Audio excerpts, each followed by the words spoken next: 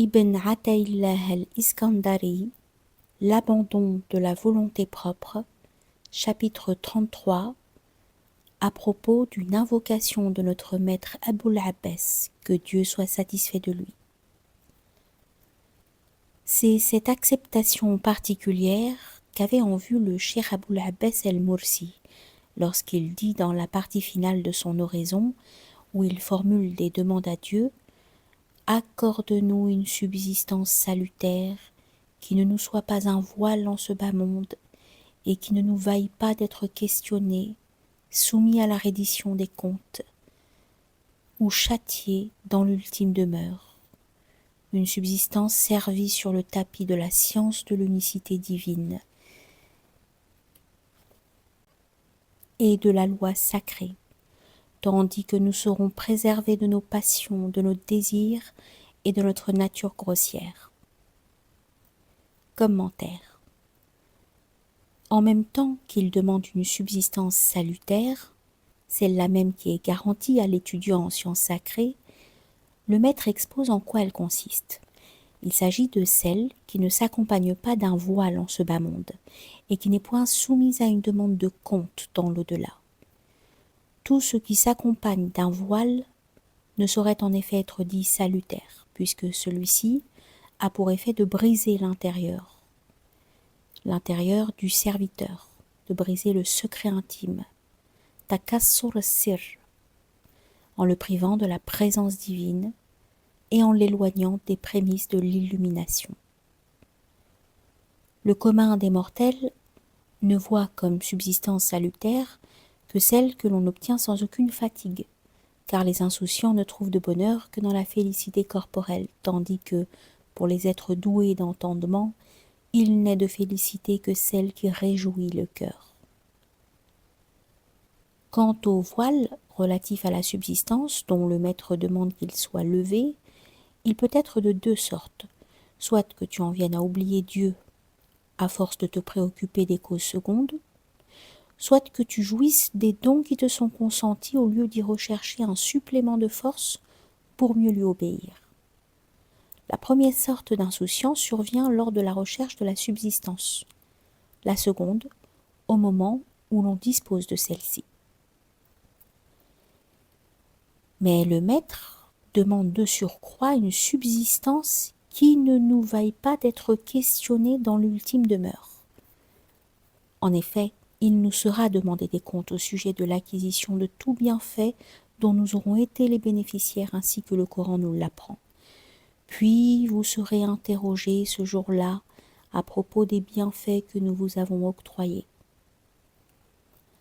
Le prophète alayhi salatu wassalam a dit à des compagnons avec lesquels il venait de partager un repas, « Par Dieu, vous serez interrogés au sujet des bienfaits dont vous avez été gratifiés en ce jour. »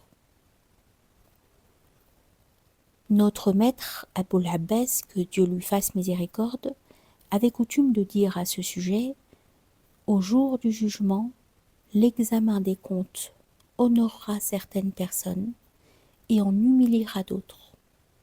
Les gens de la sollicitude et de l'accord divin auront un examen honorable. Les insouciants qui se détournent de Dieu subiront un examen humiliant. Comprends cependant, Dieu te fasse miséricorde, que si Dieu interroge les gens sincères, bien qu'ils soient parfaitement informés de leurs conditions et de leurs secrets, ce n'est qu'afin de faire connaître leur degré de sincérité auprès des autres serviteurs et de dévoiler leur mérite au jour de la résurrection. Ainsi procède le maître avec un serviteur dont il sait qu'il s'est parfaitement acquitté de sa tâche. Il lui demande publiquement s'il a bien fait ceci et cela, mais sa question n'a d'autre raison que de faire connaître à l'assistance son dévouement et le soin qu'il a apporté à son travail. Notre maître demande également de ne pas être soumis à la reddition des comptes ou au châtiment. Or cette reddition résulte de l'examen des comptes, si bien que celui auquel aucun compte ne sera demandé sera également préservé de la reddition qui devrait suivre, et a fortiori il ne saurait recevoir de châtiment. Ces deux dernières épreuves ne découlent que de la première, et si dans son invocation le shir les mentionne toutes trois ensemble, c'est pour mettre en évidence les faveurs qui accompagnent cette subsistance salutaire, car quand bien même une seule de ces faveurs s'y attacherait, elle n'en mériterait pas moins d'être recherchée avec ferveur. Lorsque le maître demande que cette subsistance soit servie sur les tapis de la science de l'unicité divine, cela signifie qu'il souhaite contempler Dieu à travers la subsistance qu'il lui a accordée et le voir dans ce dont il le nourrit, de façon à ne reconnaître que lui comme nourricier et ne plus attribuer cette qualité à aucune de ses créatures. Ainsi en est-il des gens de Dieu qui ne mangent qu'à la table de Dieu, quelle que soit la main qui les nourrit. Leur cœur ne voit plus les créatures, sachant désormais que nul en dehors de Dieu ne possède quoi que ce soit. Ils ne consacrent leur amour et leur affection qu'à lui, après qu'il l'ait reconnu comme l'unique nourricier à leur prodiguer ses faveurs et les traiter avec égard. Le Cheikh Aboul Hassan a dit un jour: pour notre part, nous ne prodiguons notre amour qu'à Dieu, c'est-à-dire que nous ne portons pas la moindre affection aux créatures. Un homme qui était présent s'étonna. Maître, ton ancêtre lui-même, sur lui la grâce et la paix, réfutait une telle attitude lorsqu'il affirmait: les cœurs sont naturellement portés à aimer ceux qui se sont montrés bienveillants envers eux. Certes, répondit le saint, mais pour notre part, nous ne voyons point d'autre bienfaiteur que Dieu. Aussi notre cœur est-il naturellement porté à n'aimer que lui. Celui qui considère que le nourricier n'est autre que Dieu se doit donc de lui renouveler un amour croissant à chaque repas, conformément à la tradition que nous citions tout à l'heure. Aimez Dieu pour les faveurs dont il vous gratifie. À celui-là, il sera épargné de s'avilir devant les créatures, ou de voir son cœur incliné vers tout autre que le roi de vérité. Souviens-toi à cette occasion de cette parole d'Abraham sur lui la paix. C'est lui qui me désaltère et qui me nourrit, qui n'attribuait qu'à Dieu le pouvoir de s'acquitter de cette tâche, tout en reconnaissant la marque de son unicité.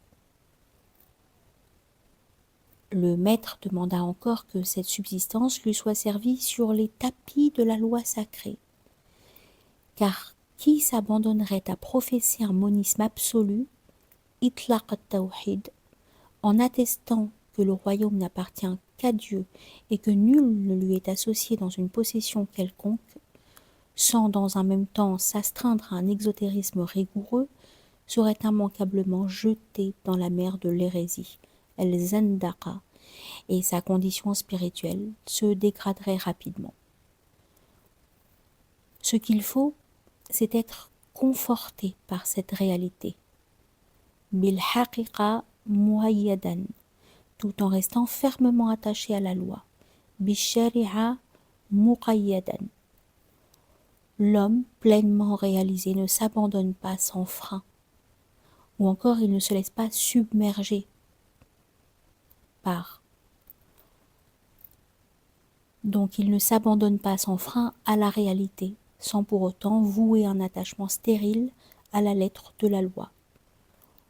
Entre les deux se trouve un juste milieu. Se cantonner à la lettre des textes sacrés est associationnisme. S'abandonner à la réalité spirituelle sans être encadré par la loi revient à la priver de son support naturel. À égale distance de ces deux extrêmes se situe la station des gens de la guidance. Entre le sang et les déjections se trouve un lait sans mélange, agréable à boire pour ceux qui s'en abreuvent.